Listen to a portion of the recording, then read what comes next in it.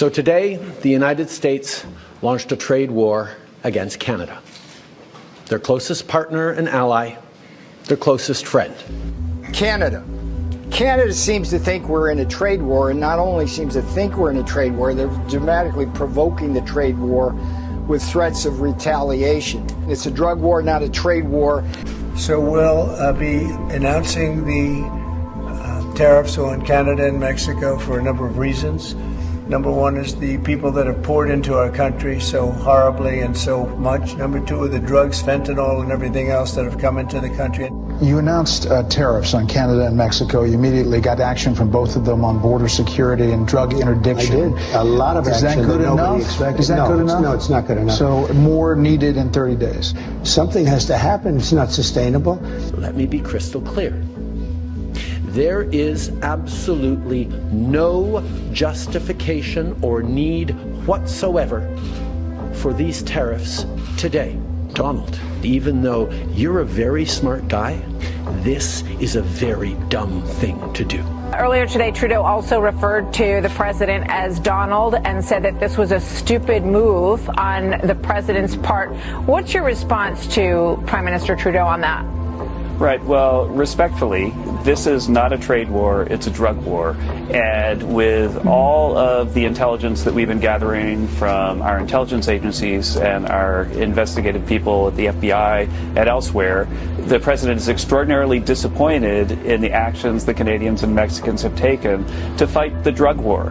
Make no mistake, in 2023, Canada, which claims it's an innocent party, we found increased fentanyl seizures by 2,000% in 2023. And in Mexico, we know that the cartels operate basically without inspection by government or police officials because they're probably very often, especially in some regions, controlled by the cartels. And we think that there are cartel influences in Canada if you look at the lack of progress we've made on the drug war. Make no mistake that more than 100,000 people died from this last year, and the chemicals that are being shipped here are coming from China. And so these people are killing Americans more than the Vietnam War, and when our intelligence agencies look at the actions that they're taking, they feel like they're not enough. Canada has become a node of essentially Chinese infiltration and organized crime activity, especially in Vancouver. And this was hard for people to believe, but Vancouver has become a production hub for China and a transshipment hub for fentanyl precursors. Canadian regulated casinos, first and foremost, currency shops, and real estate development were being used at scale for Chinese money launderers. It's called the Vancouver model of money laundering. Eventually, I learned that Chinese state-sponsored, so we're talking about Chinese intelligence, Chinese military, was directly involved with these underground Chinese criminal networks that were facilitating this massive money laundering, which tied into fentanyl. Triads that is Chinese organized crime in Toronto and Vancouver are command and control for the fentanyl money laundering of the type that was run through Toronto Dominion Bank. They're the bosses of Mexican cartel money laundering in Canada, and that's very strange. Mr. Trump hasn't said that yet, but what he did say the other day, when people essentially, reporters asked, are you just trying to, is this a ploy to get Canada to redo, its trade deal? And he said, no, there's massive fentanyl coming from Canada. That fentanyl originates in China. And so this gets to what Donald Trump is saying. Marco Rubio, now Secretary of State, a few months ago, he wrote to Canada's Trade Minister, Mary Ng, and said, why is Canada a backdoor for slave-produced goods in Xinjiang that have been blocked by the United States and then rerouted through Canada, transshipped, and come and stopped again at the U.S. border? So that's not about fentanyl, but that is about a now senior Trump official telling Canada's trade minister, you're not doing anything to stop these bad goods from China, and you're hurting the United States. So I do believe that Trump's office at a high level is concerned about China.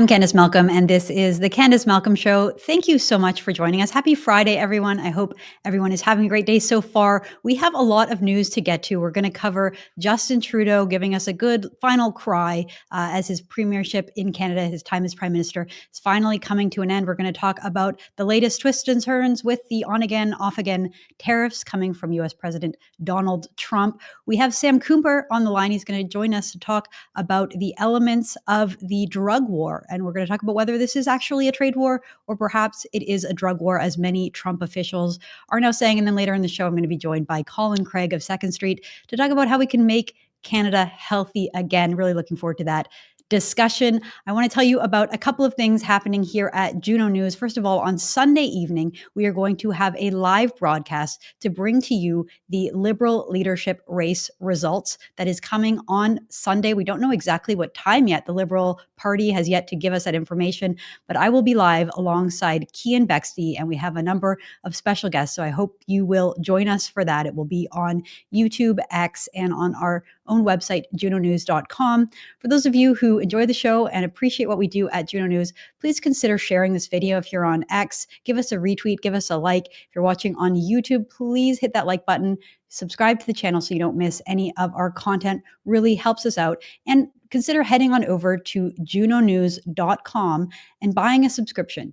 Paying for independent journalism is the only way that we can continue to ensure that we have independent journalism, that we know that we need it. We need someone to tell the other side of the story. We need journalists to hold our political leaders accountable. And unfortunately, the legacy media has been captured. They are funded by the Liberal government. They are funded by Justin Trudeau, and soon they'll be funded presumably by Mark Carney when he wins the leadership race, as I predict will happen on Sunday night. So we need to tell that other side of the story. And I want you to help us build the movement and build the future. Okay, I'm going to introduce Sam Cooper because he is just a wealth of knowledge, has so much to say on so many topics. And as you know, he's an award-winning investigative journalist and a best-selling author. You can find Sam's work as well on Substack over at the Bureau. Previously to starting his own independent media outlet, Sam worked for Global News. He wrote for a long time for the Vancouver Sun. Incredibly respected journalist, as good as it gets. Sam, thank you so much for joining the program. Glad to be with you, Candice. Okay, so let's start with Justin Trudeau, because I actually, when I first saw images of Trudeau yesterday, I thought it was AI, because I just didn't think that he would sob like that, like with the whole bloodshot red eyes, sobbing on TV. I've seen him sort of have a tear in the past and sort of dab his eyes, but not the waterworks like we saw. So what was Prime Minister saying? He was out there saying that he will not remain as Prime Minister. There was a rumor circulating around that he would stay on as the Prime Minister, as a caretaker Prime Minister during the election. Well, he put those rumors to bed. So let's play a clip of him saying that he will not be staying on as Prime Minister. There's uncertainty in the situation, not just from what's going on in the White House, but also in Canada with your expected departure, possibly days away, and also pending an election. Are you worried about that having an impact on Canada's ability to continue negotiating with the United States? And are you considering playing some kind of caretaker role up to and including staying on as a caretaker PM for a bit? No, I will not be. That I look forward to a transition to my duly elected successor in the coming days or week. And then we'll just play one more clip. This is Trudeau breaking down into tears while discussing the latest in the Canada-US trade war and his time in office. On a personal level, I've made sure that every single day in this office, I put Canadians first, that I have people's backs. And that's why I'm here to tell you all that we got you. Even in the very last days of this government, we will not let Canadians down today and long into the future. So Trudeau, very serious, very upset, maybe just reflecting on his time as Prime Minister and all the times that he did let Canadians down. I mean, when I think of Justin Trudeau's time in office, I will forever think of him unleashing the Emergencies Act on peaceful protesters in Ottawa and the way that he demonized those truckers and those Canadians who were demanding freedom, the way that he completely demonized the unvaccinated through the campaign. I went on French TV and asked whether we should even tolerate people who refuse to take the jab. Trudeau was a divisive prime minister, and I think he's starting to realize, his time has come to an end. And I don't think that the history books will look very kindly on Trudeau as prime minister. Now, Sam, you look at things more from the nuts and bolts in the investigative realm, not as much as a sort of a political commentator. But what was your takeaway from sort of one of his final appearances as prime minister? You're right. I'm very much a sort of a fact-driven investigator, but politics is part of what's going on in Canada right now. So many thoughts when we saw those tears. I mean, with respect to Mr. Trudeau, he is known for being performative, and I felt that was a performance. Probably, in hockey terms, he was feathering a pass to Mark Carney, playing at the heartstrings of. It looks like a lot of baby boomers or older that have nostalgia for Pierre Trudeau, the father, and his vision of Canada. And I think we kind of see that vision of Canada is sort of fracturing Canada now into a post-national state. And so you could say that whether Mr. Trudeau is sort of seeing that things have gone off the rails, or, he was turning on the tears there and claiming to have always acted for Canadians. Well, Candice, you and I know the thoughts here are that, no, with SNC-Lavalin, with the Chinese interference, with so many different stories, him and his top aides, Gerald Butts, Katie Telford, were playing the politics for the Liberals. And they were able to convince a lot of Canadians that they were doing it for Canadians.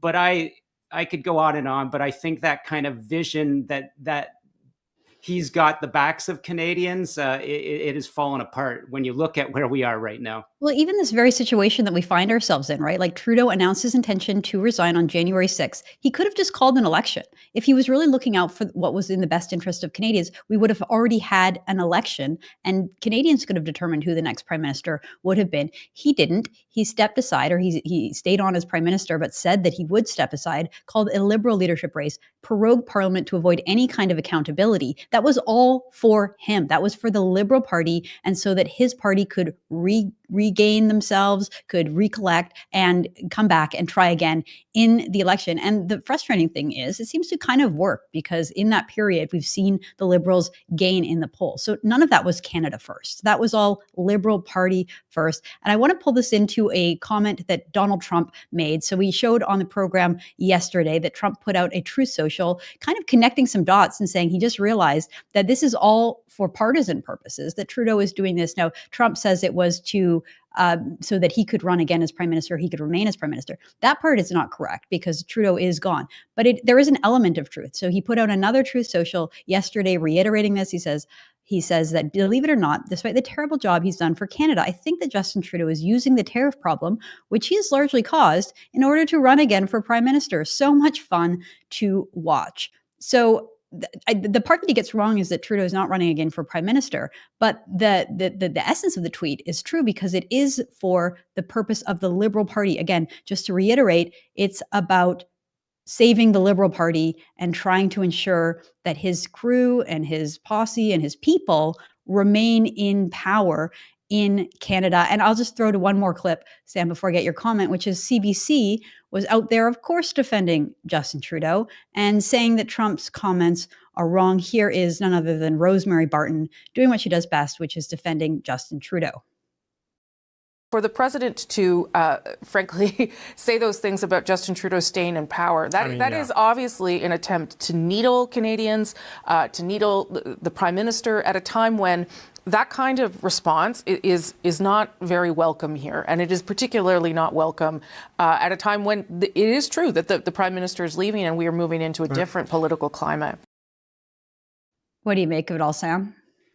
Well, you're right. I mean, President Trump does what he does. He makes some comments, some trolling comments that get something wrong. And yet I do believe his analysis, as you said, is right. Look, Jeremy Nuttall, a great former Toronto Star reporter that's been writing op-eds for the Bureau and op-eds critical of President Trump, also wrote more than a month ago, Prime Minister Trudeau is hanging on like a low-key autocrat. None of this is normal. And absolutely, again, I go back to the feathering the past metaphor. Mr. Trudeau, I do think, was feeling a bit pressured by his party, a little bit pushed out. And I feel probably he feels that he's gotten back in the good graces of the Liberals by sort of managing the situation and passed that baton under the table with Gerald Butts and Katie Telford ushering Mark Carney forward.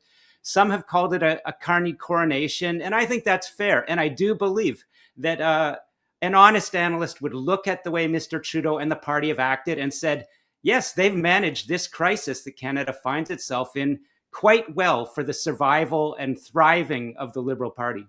Well, that is exactly what they have done. Now, let's stick with Trump because we have an on-again, off-again tariff, right? He said that they were coming, and then he paused them, and then he brought them back. And now it seems like he's pausing them again. So Trump announced that there would be another short-term reduction on tariffs on goods traded under the existing USMCA agreement, which was the follow-up from NAFTA, and reduced the 25% tariff on Canadian potash down to 10%. So we have a clip from yesterday of President Trump saying that he would sign another executive order making the U.S. less reliant on Canada, specifically talking about Canadian energy. And he said that we don't need energy from Canada. We don't need anything from Canada. Let's play that clip.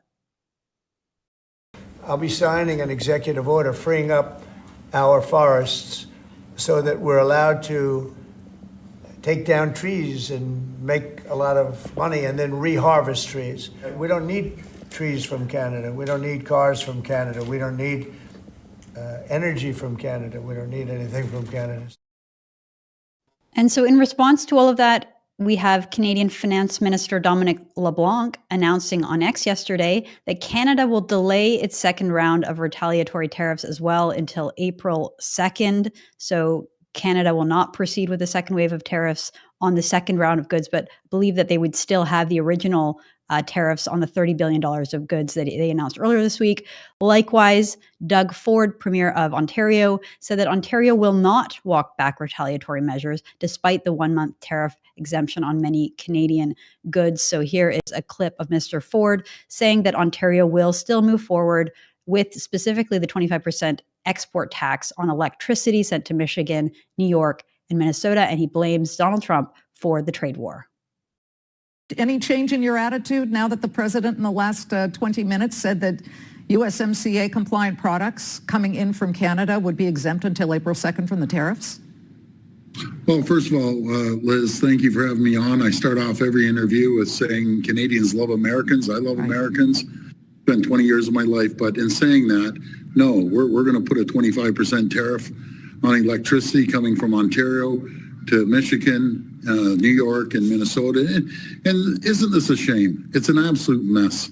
He's created chaos. He ran on a mandate to lower costs, lower inflation, create more jobs. It's total opposite. And I think Mr. Ford is right that it is total chaos. It's hard to keep track of all the moving parts. We keep hearing different carve-outs and exemptions for these tariffs and this trade war. Not good for the economy. I'm not a fan of tariffs, generally speaking. If they can be used perhaps to help liberalize everybody's markets and get Canada to get rid of some of the protectionist pockets we have, it could be good. Not a fan overall, though.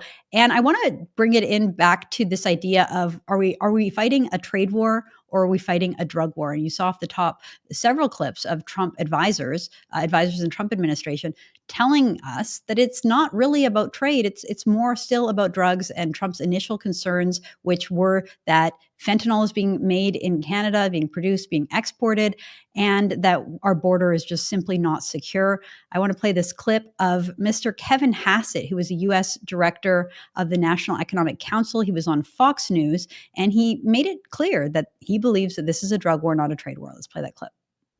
Respectfully, this is not a trade war, it's a drug war.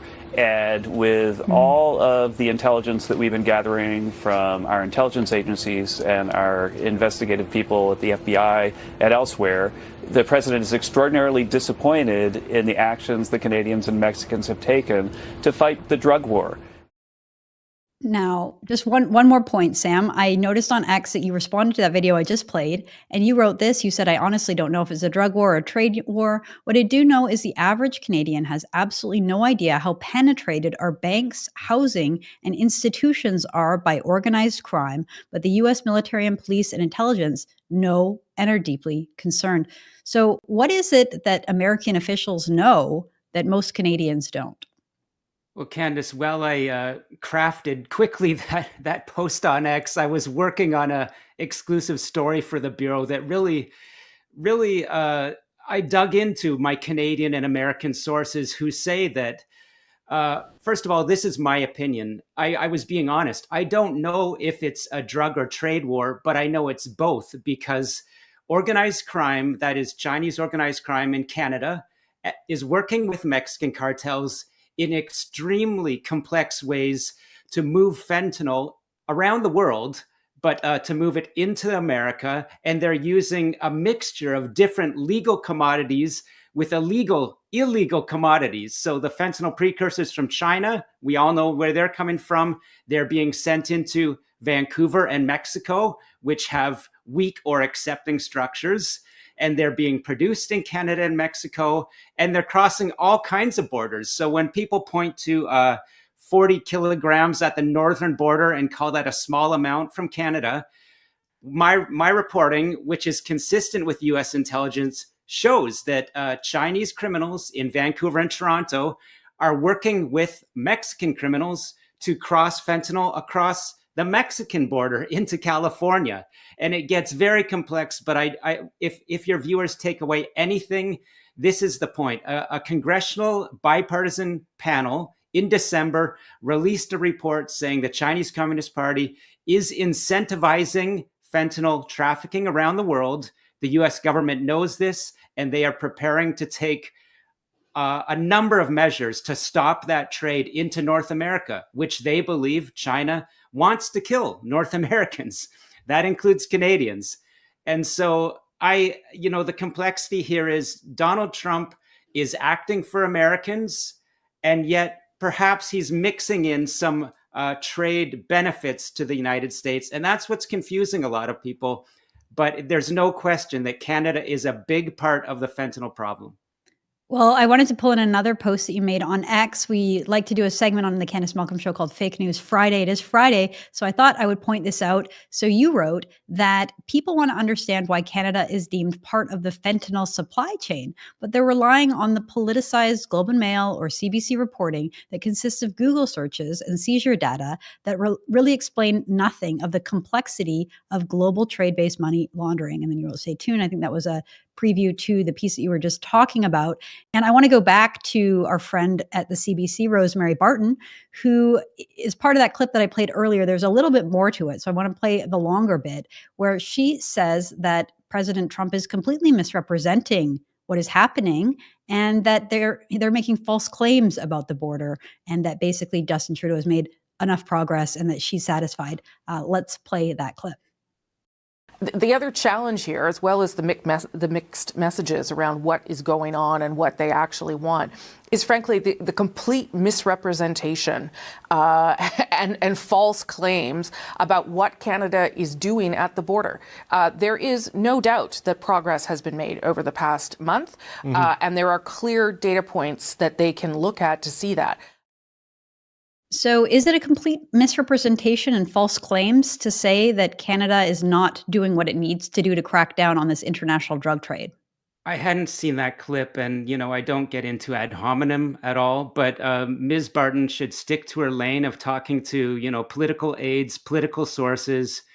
I'll, as much as I can, stick to my lane of talking to high-level intelligence, law enforcement in North America and around the world that understands that Canada has been chosen as a weak point by Mexican cartels, Chinese transnational crime, Iranian Hezbollah state-sponsored criminality. And people don't have to really, take my word for it. There's all kinds of reporting, such as the Cameron Ortis case that came to the surface in Ottawa, where RCMP's top intelligence official was leaking the plans of the United States and the Five Eyes to go after Hezbollah money launderers in Canada that are laundering billions through the big six banks. I don't need to start to talk about the hundreds of billions of dollars that Chinese transnational crime is using in real estate money laundering in Vancouver and Toronto. I could go on, but my message is Ms. Barton doesn't know what she's talking about in that area. In fact, she's echoing or parroting the points of the Trudeau government, which I'll leave my comment at that. I would say that the Globe and Mail story report that I read, similarly, they're out of their depth, and really they should, again, if they're political reporters, stick to politics until you've done a decade of work like I have. And I'm respected around the world as the subject matter expert on these matters. Well, it goes to show the importance of independent media, because we don't need to parrot liberal talking points. It doesn't matter because they don't fund us, they don't pay us, whereas that's not entirely the case with some of those others. Now, you said that Canada has been chosen by these international organizations as a weak point, I presume. And it's interesting, Sam, because I know that prior to 9/11, Canada was also a hotbed for those funding terrorists. And we know that some of the masterminds and the people who paid for and funded Al-Qaeda and part of the 9/11 attacks were living in Canada. And it seems like after that, Canada did take some measures to try to crack down on this. I know during the Harper years, they expelled Iranian diplomats and cut off relations. Now, can you help us understand, like, how has this happened? Why was Canada selected?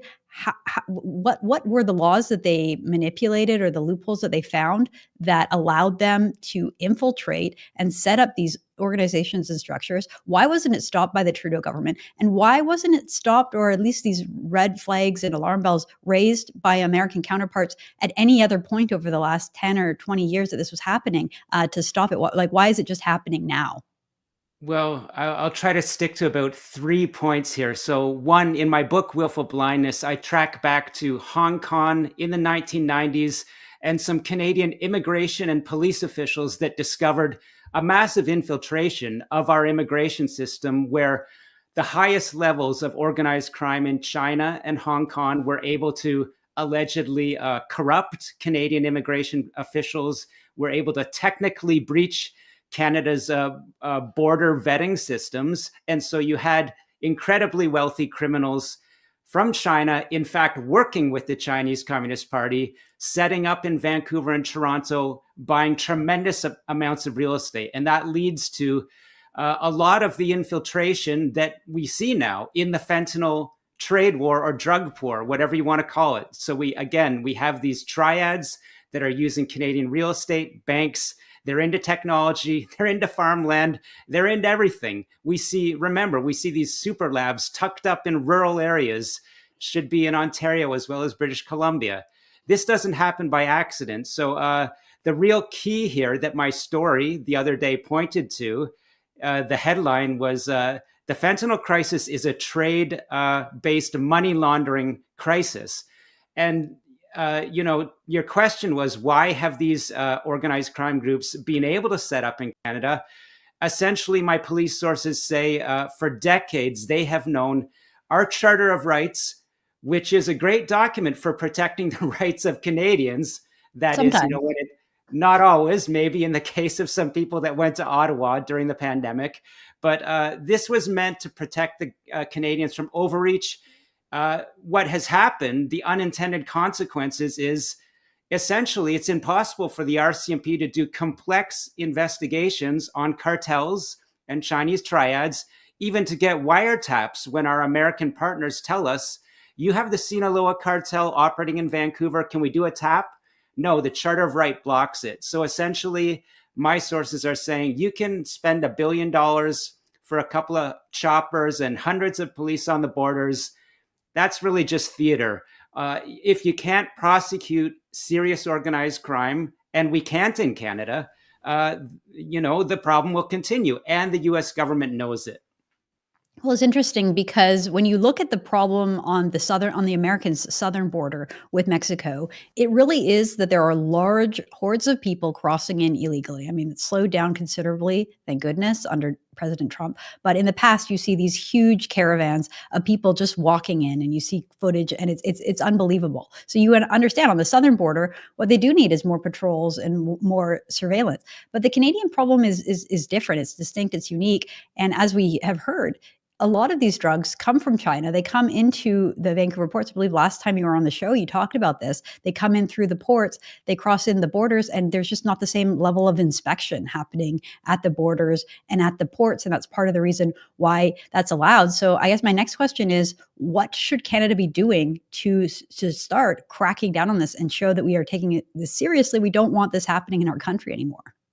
Well, you point to really a great visual there. We have seen, Latin America, South America, essentially marching through the Mexican border. And it's easy to see that concern there, maybe even easier to stop. But in Canada, our ports are, it's not an exaggeration to say that serious organized crime from Iran, China, Mexico, working with the Hells Angels in Canada, has significant control of the Port of Vancouver.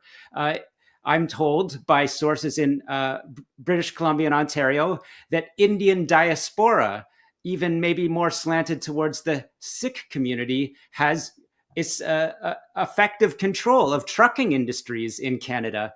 So, it's a very sophisticated grasp of organized crime to move drugs around.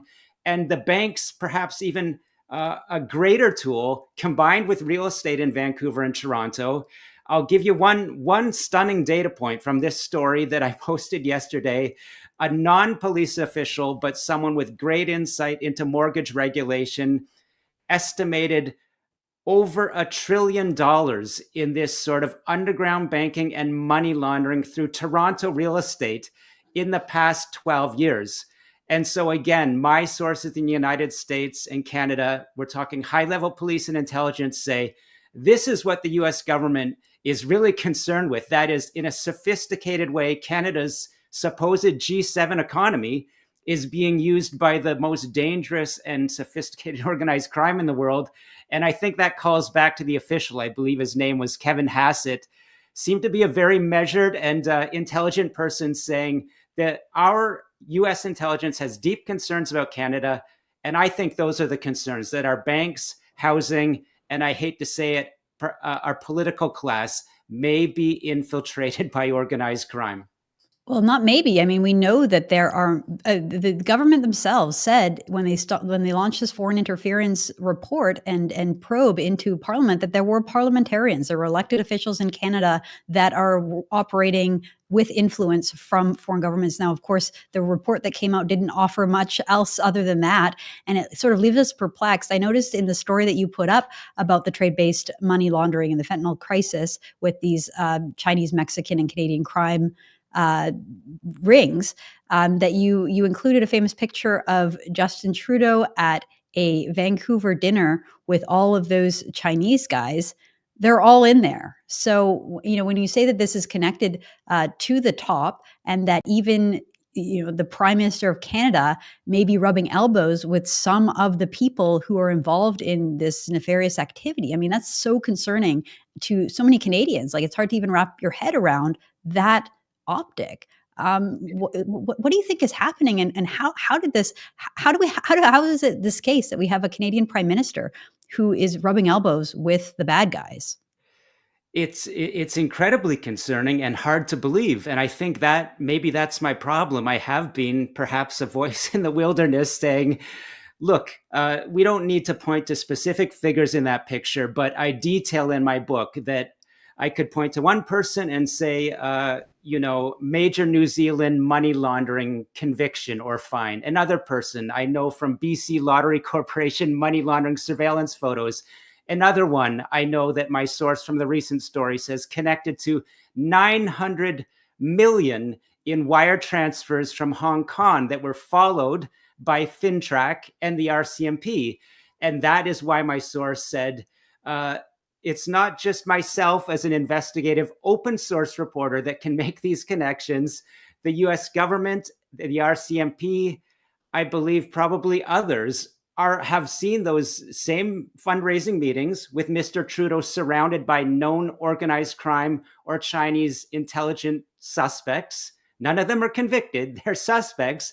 But certainly the optics are incredibly concerning when Mr. Trudeau shaking hands with someone that's the subject of a major police intelligence and FinTrack report. So what does that say about the money flowing into Mr. Trudeau's Papineau riding or the Liberal coffers? I don't think I'm going out on a limb by saying that if someone is a Chinese organized crime suspect that has direct relations with Beijing, donating to our prime minister, who would not call that a concern? Well, it's interesting because if Pierre Poilievre, leader of the Conservative Party, is seen with anyone who the media deems is too far to the political right, they make huge hay out of it and try to say that Poilievre is courting extremists and that he's some kind of a dangerous threat. And here we have photographic evidence of the prime minister shaking hands with known criminals and attending fundraisers. It's not like someone just, showed up in a photo line to take a picture with them. It's like he's sitting there talking to them, meeting with them, trying to get money from them. It's unbelievable. And it makes me wonder, like, this whole trade war narrative, all of the sort of pearl clutching and the fervent nationalism that we've now seen from the political left in Canada, making it seem like Donald Trump is the biggest enemy to the country. It almost just seems like a total political distraction because they don't want to talk about the meat of the issue. They don't want to talk about the concerning elements, so much of which, you painstakingly point out to your readers. Sam, thank goodness that you're there doing that work. And it's not easy, I know. But like, what do you think about the whole narrative, the whole sort of like Canada resurgence in Canadian national pride and Team Canada approach, as opposed to just talking about the issues that you and I are talking about right now? Yeah, I mean, to what you said, I go to a viewer comment that was liked maybe 50 times on that recent story was, okay, I'm glad that Sam or Mr. Cooper, we can read your fact-driven reporting. Clearly, Canada has a fentanyl problem.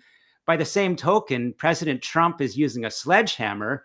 And so I believe that Canadians that have no responsibility, obviously, for our government turning a blind eye to money laundering or fentanyl, or rather being inactive on known threats, the average Canadian is not to blame. If they're to blame for anything, it's maybe not paying enough attention to solid reporting on the issues. And so I just think it's a very confusing situation where at those dinner table conversations, there will be some people in the know that, as you and perhaps if we share something, I think we could probably agree that Canada has turned a blind eye to severe foreign interference, severe organized crime, to do with terrorism, to do with fentanyl trafficking. And yet the average Canadian has no idea. They still have this opinion that we're this upstanding, what would we say? We punched over our weight on Juno Beach during the World War II, and we still have that image of ourselves, but it's kind of been shattered. And so if you point to the left and say, okay, now they're saying we need an army. Now they're saying we need, a self-defense citizen force to be ready against, an abusive neighbor. Where were they 2 years ago or 5 years ago, 10 years ago? When, people were saying, let's fund our army more, they were saying, no, we don't need it. We'd rather focus on whatever culture war of the day, right? Well, I love the enthusiasm about, let's protect Canada. Let's assert our own sovereignty and protect our own sovereignty, but not just to the Americans. How about to, like you said, the Iranians, the Mexicans, the Chinese, the Sikhs, and everyone else trying to take advantage of Canada's niceness and our Charter of Rights and Freedoms to build criminal enterprises all around us. Well, Sam Cooper, it's always such a pleasure to have you on the show. Thank you for joining us. And everyone go check out his Substack called The Bureau and subscribe to support independent journalism. Thanks, Sam. Thanks. Have a great weekend. Thanks, you too. Okay, changing gears a little bit, I want to talk, this is one of my favorite topics and something that I want Canadians to pay more attention to, and I think that even our politicians need to wake up to this. And I'm talking about, well, first of all, the huge movement in the United States to make America healthy again. It was picked up and spearheaded by Robert F. Kennedy Jr., a Democrat, who teamed up with President Trump, and they brought forward this message. And here in Canada, we have Colin Craig, who runs Second Street, my former colleague at the Canadian Taxpayers Federation, and he wrote a piece in The Hub the other day saying, make Canada healthy again. So I want to bring Colin on to talk about his work, talk about the state of healthcare in Canada, and how we can make our own country healthy again. Colin, thank you so much for joining the podcast. Well, thanks for having me, Candice. We talked about this story on the show a few weeks ago. 77% of young Americans are unfit to serve in the military due to being overweight, using drugs, having mental health or other health issues. The same thing is true in Canada. There was a really alarming report in the National Post talking about how young Canadians are just not quite healthy. So, Colin, what made you write this piece, and how can we start this movement to make Canada healthy again? Yeah, it's something I've been interested in, Candice, for a long time, and I've been following it. And even during COVID, I thought there was a real missed opportunity. I mean, a lot of people that had to be hospitalized for COVID had underlying health conditions, and in many cases, those were preventable.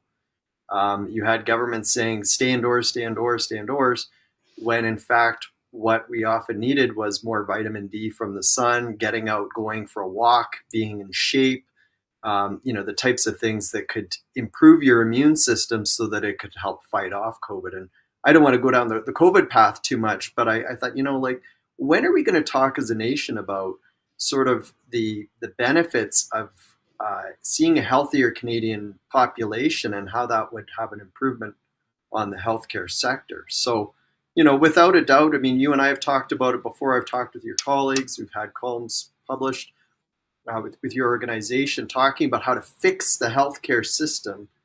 And in economic terms, that's the supply of healthcare. But I think in this country, we don't talk about demand enough, and how if we simply lived healthier, we could reduce demand, and that would take pressure off the healthcare system and ultimately reduce wait times for people, whether you're waiting for cancer treatment, to get your knee operated on, waiting in an emergency room, whatever.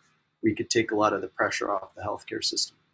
Well, you're absolutely right, because by the time you go and see a doctor, I mean, you might be waiting for quite a long time. We've seen so many reports, really concerning reports, about Canadians not having access to a primary care physician or a family doctor, people waiting outside in the snow for hours and hours to try to sign up for a doctor. But oftentimes by the time you go and you are sick, it's kind of too late. So I think a lot of the movement that I see in sort of the younger generation and people who are very online is trying to get healthy before you even need that, and trying to understand and address the lifestyle changes that you can make so that you can live a happier, sort of healthier, longer life of being healthy. And I love that movement. I love the idea of waking up. I listened to a podcast called the Andrew Huberman Lab, and the Huberman Lab by Andrew Huberman, who's a professor over at Stanford University, and just kind of like basic lifestyle things. He encourages you to get up and watch the sunrise, to delay your first cup of coffee and try to wake up naturally with the sun, to exercise every day, to eat sort of healthy, minimally processed or non-processed foods, and just kind of taking control of your own health. And I've done that with myself and my kids. And I think you're totally right that it started with COVID, because when COVID happened, it was like, well, not only do we have to make sure that we're healthy, but we also can't necessarily trust the things that we're being told by health officials. And I would much rather, take my advice from people who are super healthy and live healthy lives than watching some of these like super unhealthy or overweight public officials and doctors. So, a long way to say I totally agree with you, and I'm totally on board. What do you think the biggest thing that Canadians can do to get healthy is? Yeah, and I should note, I mean, I'm not a doctor, I'm not a nutritionist or anything like that. I'm someone with an interest in it, and I think probably there's two things that we can really do to improve our health. One is just be conscious, as you just noted, about the foods that we're eating, what we're putting into our body.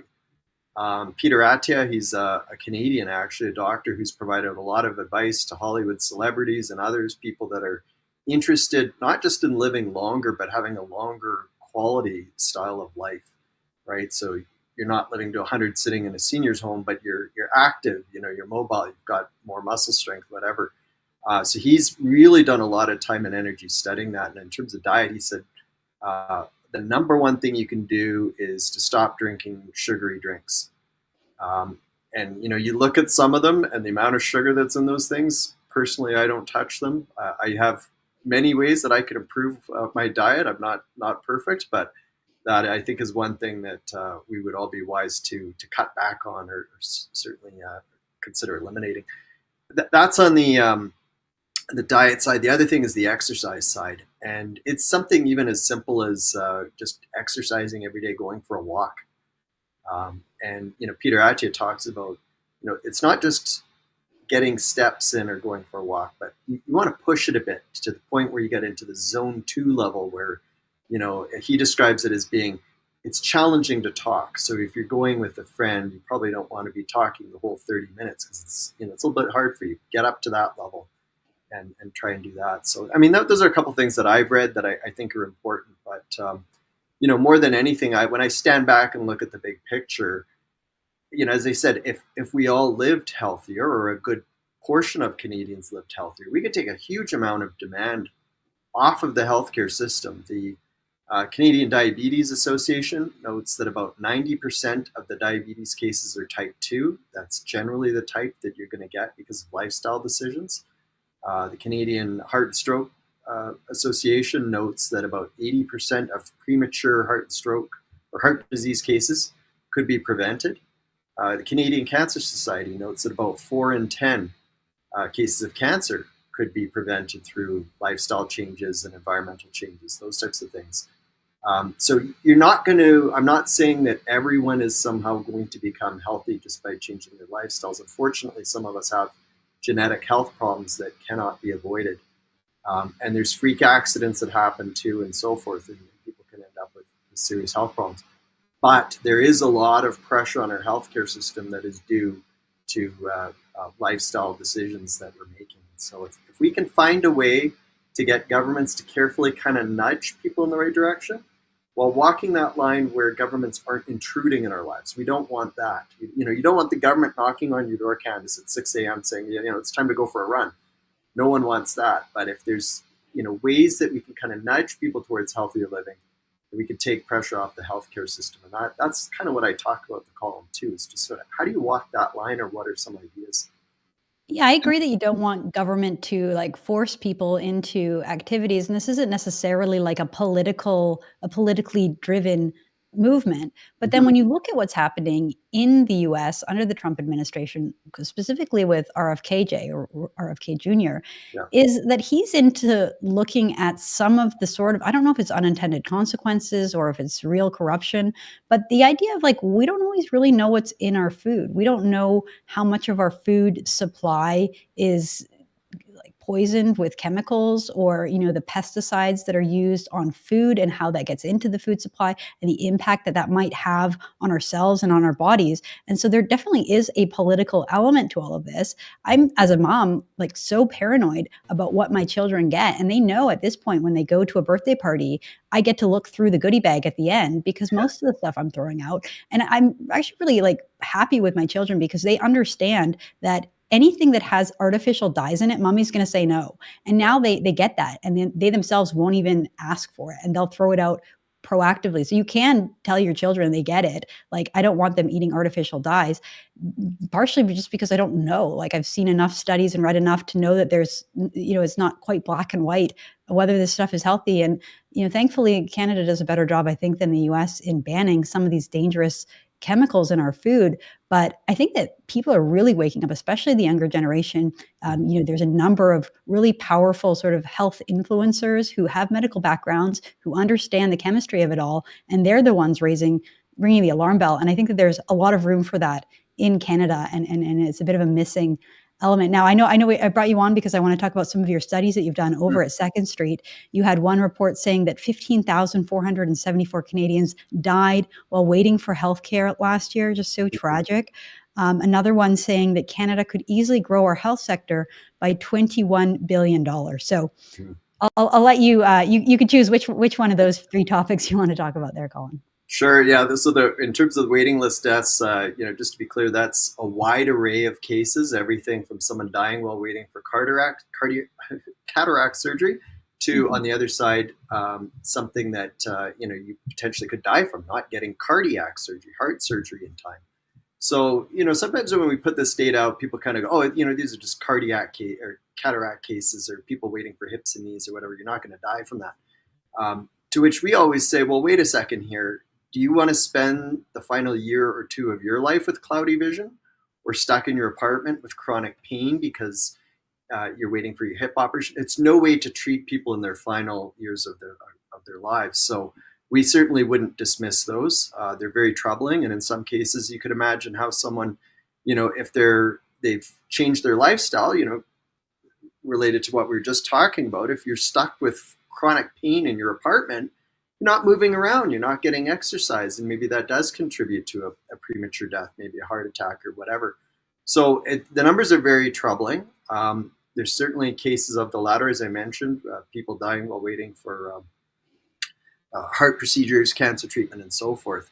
So it's troubling. And one of the comparisons we draw, Candice, is, you think about what governments do to private businesses. Across this country, every single day, you have government health inspectors going into private businesses and doing health inspection reports. And even the most trivial thing will get written up and published publicly. You can go online here in Alberta and see that there's a daycare in Airdrie, I believe it was, where they were missing a paper towel holder.